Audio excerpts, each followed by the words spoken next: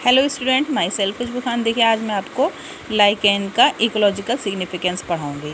देखिए, सबसे पहले हम जानते हैं कि लाइकेन क्या होते हैं। लाइकेन एक तरह का कॉम्बिनेशन होते हैं बिटवीन एल्गी एंड फंजाई। ठीक है, एक तरह की सिम्बायोटिक रिलेशनशिप होती है जिसमें एल्गी फोटोसिंथेसिस करता है और फंजाई मिनरल और वाटर को सबस्ट्रेटम से एब्जॉर्ब कर एल्गी को प्रोवाइड कराता है। तो एक तरह से ये सिम्बायोटिक रिलेशनशिप होती है।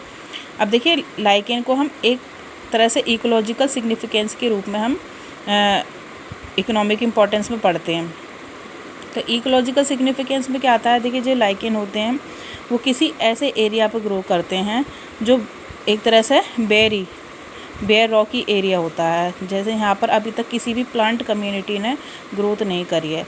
तो लाइकेन ऐसे होते हैं कि इस बेयर जो एरिया होता है उसको एक तरह से सॉइल में कन्वर्ट कर देते हैं ताकि और वेजिटेशन वहाँ पर ग्रोथ कर सकें।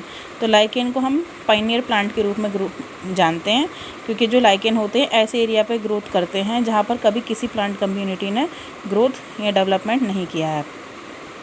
तो लाइकेन क्या होते हैं, पाइनियर कम्युनिटी के रूप में वहाँ ग्रोथ करते हैं किसी बेयर रॉकी एरिया पर।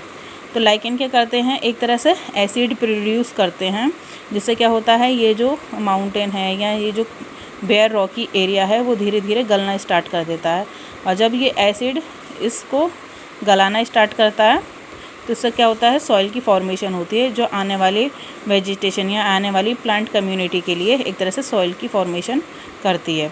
तो जो लाइकेन होते हैं उसको हम एक तरह से इकोलॉजिकल इम्पोर्टेंस के रूप में भी जान सकते हैं, क्योंकि लाइकेन क्या करते हैं, पाइनियर प्लांट होते हैं जो किसी ऐसे एरिया पर ग्रोथ करते हैं जहाँ पहले कभी लाइफ किसी भी तरह का कोई प्लांट नहीं होता।